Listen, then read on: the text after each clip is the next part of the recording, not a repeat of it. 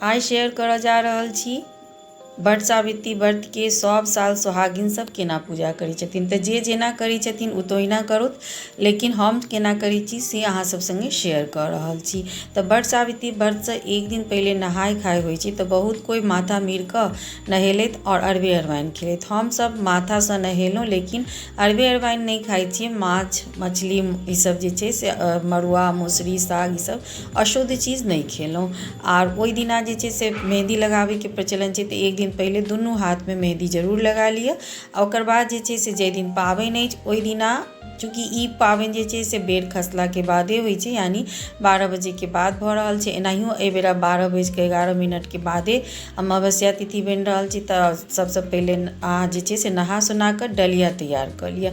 बाँसक डलिया हुए, चंगेरी हुए या फूलक साजी हुए, जाहिमे अहाँके थारी हुए जाहिमे ओरिया, ओहिमे पहिले फल फूल राखि लिअ। मौसमी फल जे फूल होइ छै सेहो राखि लिअ। बेलपत्र राखि लिअ, केरा के पात आ केला सेहो नैवेद्य के लेल। लीची बहुत इम्पोर्टेंट छै, तऽ लीची तऽ जरूरे राखू। और आमो सेहो एहि बेर से पाकल आम के शुरुआत होइ छै, तऽ पाकल आम सेहो राखू। आ एहिमे एकटा सौंस आम जरूर रहबाक चाही बेर दै लए। आब एकटा लोटा लऽ लिअ, अछिंजल सेहो भरबै तऽ नहा लेने छी तऽ अछिंजल भरि कऽ राखि लिअ। बियन एकटा लऽ लिअ, चाहे तार के पंखा हुए चाहे बाँस के हुए, धो कऽ ओकरा राखि लिअ। आब जे छै से एकटा अपन सपरी लेनाइ बिल्कुल नहि बिसरू, बहुत इम्पोर्टेंट चीज छै। सपरी जरूर ओरिया कऽ राखि लिअ। आब एहिठमा पिठार आ सिन्दूर लऽ लिअ। कनि पिठार आ सिन्दूर के बड़ गाछ में कनि जरूरत पड़ै छै। एकटा दीप लऽ लिअ, दीप में टेमी और घी के दिया, जे तेल के जे दै छै से बना कऽ राखि लिअ। आब मौली धागा सेहो राखि लिअ, अगरबत्ती राखि लिअ। माचिस रखनाइ बिल्कुल नहीं बिसरू, तऽ माचिस जरूर राखि लिअ। दिया सलाई और आसन राखि लिअ, बैसै के लेल आसन हेबाक चाही, तऽ आसन राखि लिअ। आब नहा सुना कऽ जे छै से तैयार भऽ जाउ। तऽ ओहिके लेल सबसँ पहिले पैर हाथ रंगि कऽ आर नया साड़ी पहिर लिअ, नया लहठी पहिर लिअ, 16 श्रृंगार कऽ लिअ, पूरा शीत सिन्दूर कऽ कऽ। कनिटा पटमाइश केनाइ बिल्कुल नहीं बिसरू, तऽ कनि पटमाइश जरूर कऽ लिअ।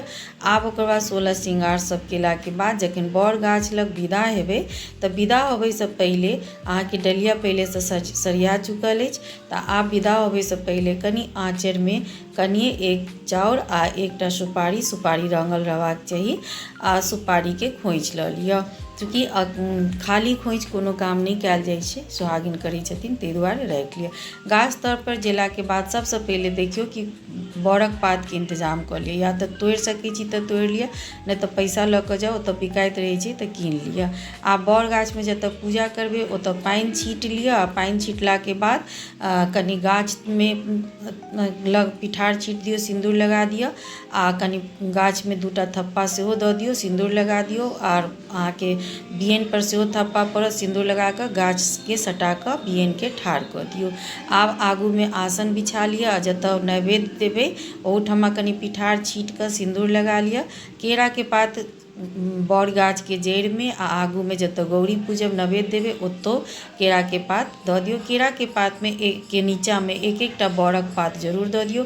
एकटा बड़ पात अहाँ अपन खोप्पामे लगा लिअ, एकटा बड़ पात बामा जाङ्घके तरके नीचाँमे रखबै, जखन कथा सुनबै तखन, तऽ ओरिया कऽ राखि लिअ।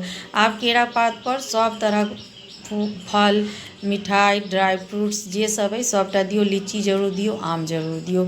आब अहाँ गौरी पूजि लिअ 3 बेर या 5 बेर। गौरी पूजलाके बाद अहाँ बड़क पात बामा जाङ्घके तरमे राखि कऽ कथा सुनि लिअ। कथा सुनलाके बाद जे लोटामे पानि अछि ओहिपर आम दऽ कऽ, ओहिसँ पहिले अपन गौरीके फूल बेलपत्र धूप दीप जे सब करबै बड़ गाछके जड़िओमे करबै हुनको नैवेद्य देबै। ओहूठमा फूल अक्षत दीप सब जरेबै, दीप जरा लिअ। कथा तथा सुनलाके बाद बड़के जे पात रखने छी जाङ्घ तरमे खोटैत पाछू फेकबै, आ मर दिअ खोटैत माथा परसँ घुमाबैत आगू फेकबै। एहि तरहसँ 3 बेर आगू और 3 बेर पाछू बड़के पात खोटि कऽ फेक देबै। ओकर बाद गोर लागि कऽ आ गौरीके उठा कऽ सपरीमे राखि लिअ। ओकर बाद लोटामे आम दऽ कऽ, लोटाके ऊपर आम दऽ कऽ 3 बेर गाछके चारू तरफ कनि कनि पानि खसबैत घुमि लिअ। ओकर बाद मौली धागा जे अछि तकरो गाछपर कनि खोसि कऽ 3 बेर घुमैत लपेट दियौ। ओकर बाद जे छै से गाछ तर जे पंखा अछि तकरा गाछके होँकि कऽ आ गढ़ मिल लिअ। बर के साथे गला मिल लिअ 3 बेर, ओहो मिलैके अछि। ओकर बाद फेर आसन पर आबि कऽ जते पहिले गौरी नवेद्य के उसरगि लिअ, ओकर बाद जे छै बर गाछ जड़ जे देने छियै तकरो उसरगि लिअ। आब ओ सबटा नैवेद्य के समेट कऽ राखि लिअ। ओकर बाद जे छै से 5टा सोहागिन के ओहिठमा सिन्दूर लगा दियौन, कनि कनि प्रसादी सेहो दऽ दियौन। आब अगर पंडितजी छथि तऽ हुनका दक्षिणा जरूर दऽ दियौन, आ अगर नहि छथि तऽ रखने रहू, बादमे पंडितजी के दऽ देबनि।